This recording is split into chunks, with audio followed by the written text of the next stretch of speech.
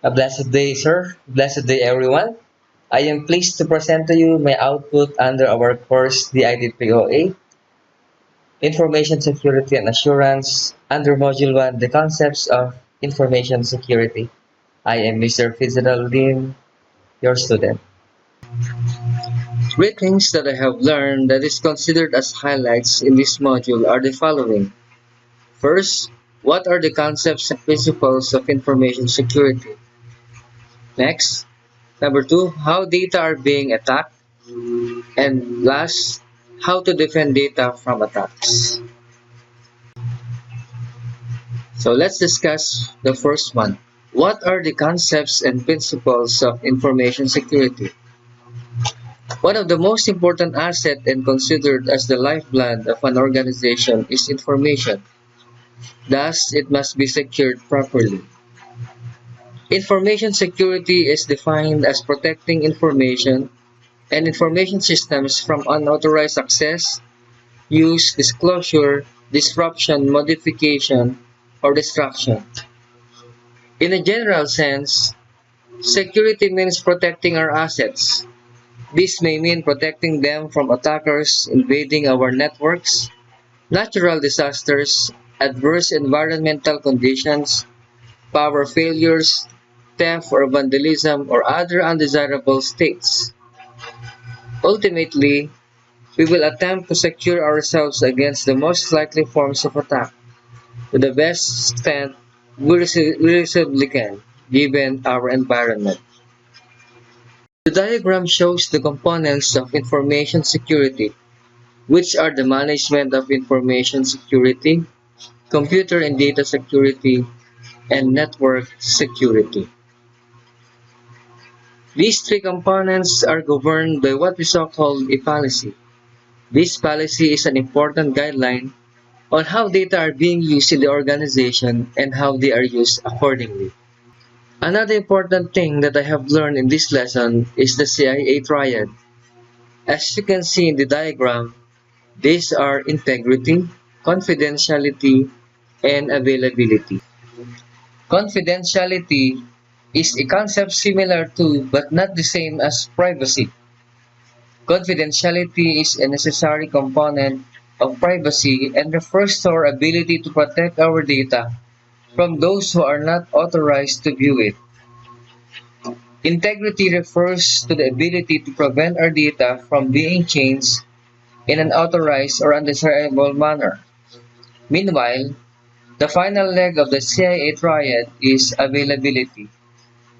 Availability refers to the ability to access our data when we need it.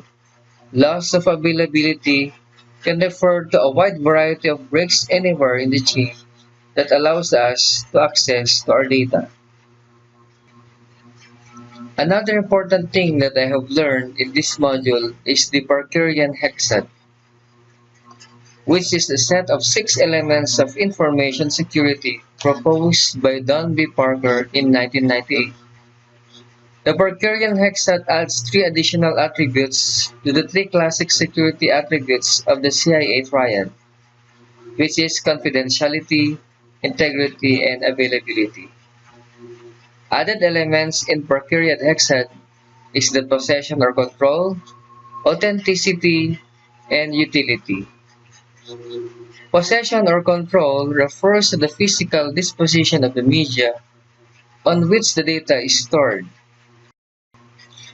Authenticity allows us to talk about the proper attribution as to the owner or creator of the data in question.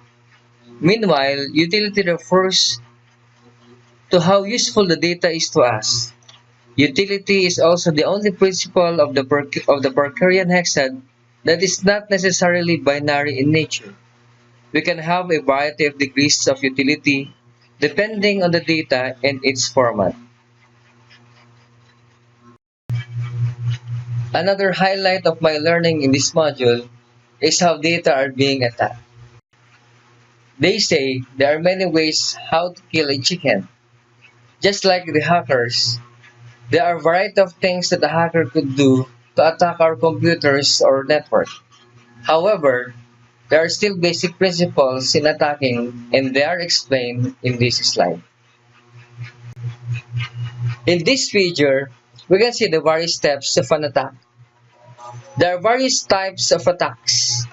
One way to categorize these attacks is by the 5 steps that make up an attack. First is the probe for information.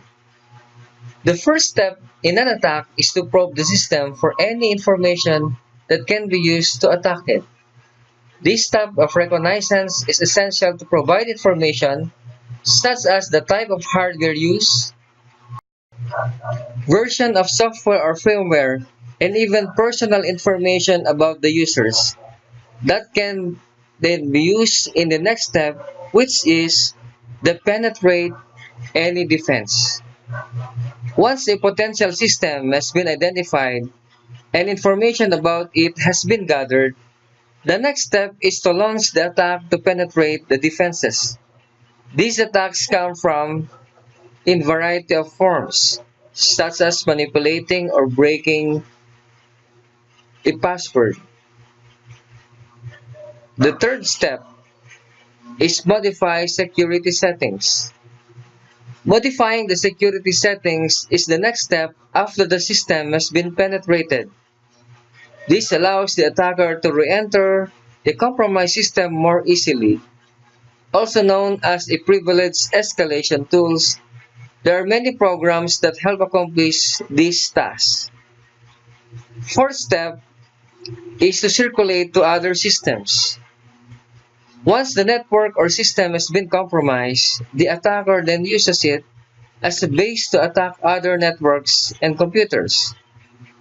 The same tools that are used to probe for information are then directed toward other systems. The last step is paralyze networks and devices. If the attacker chooses, he or she may also work to maliciously damage the infected computer or network. Third on the things that I have learned is how to defend data from attacks. This is a very important thing that everyone should know for us to be able to secure our data within our computer and the network. Although multiple defenses may be necessary to withstand an attack, these defenses should be based on 5 fundamental security principles. They are explained on the next slide. First principle is the layering.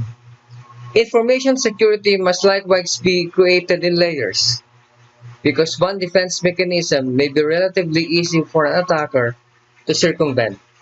Instead, a security system must have layers, making it unlikely that an attacker has the tools and skills to break through all the layers of defenses. A layered approach can also be useful in resisting a variety of attacks. Layered security provides the most comprehensive protection. Another principle is the limiting. Limiting access to information reduces the threat against it.